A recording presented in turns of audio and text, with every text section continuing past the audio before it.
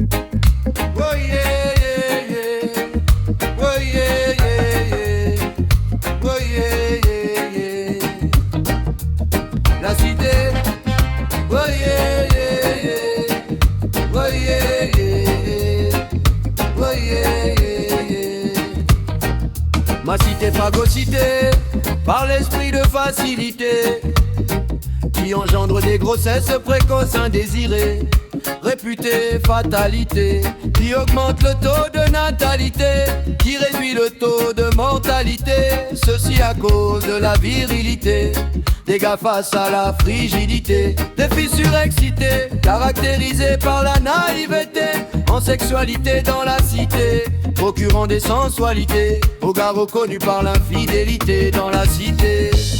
Ma cité est un maelstrom de passion déréglée, où l'amour devient une malédiction, une fatalité sans remède. Les jeunes filles naïvement vulnérables sont prises au piège de leurs désirs et de leur manque de connaissances. Elles sont démunies, les garçons eux sont fiers de leur conquête, leur virilité mesurée à l'aune de leurs exploits sexuels.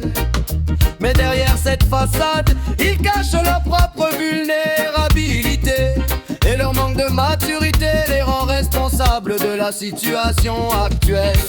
Mais ma cité est un écosystème déréglé, où les règles de la société sont bafouées, et les conséquences sont graves, les jeunes sont en danger, leur avenir est compromis, leur vie est en jeu. Mais il est encore temps de réagir, de prendre des mesures pour protéger les jeunes, de leur donner les connaissances et les moyens de prendre leur vie en main et de construire un avenir meilleur. C'est encore vrai qu'on ne conseille pas une fille amoureuse, la cité sous emprise, phagocytée par l'esprit de facilité, une facilité qui se mue en poison lent et insidieux.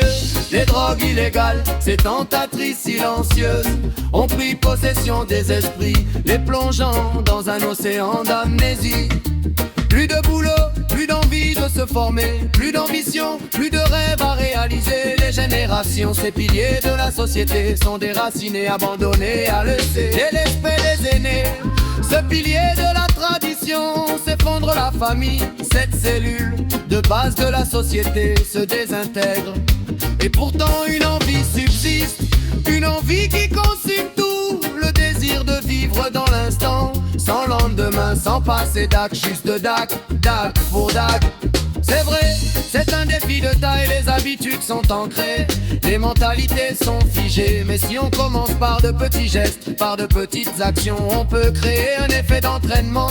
L'emploi pour tous est un excellent point de départ. Les gens ont besoin de se sentir utiles, de se sentir valorisés. Mais comment créer l'emploi dans une cité où l'esprit d'entreprise est atrophié? L'excès d'impôts étouffe l'entrepreneuriat naissant. Les entrepreneurs ont besoin de marge pour investir, pour innover et pour embaucher.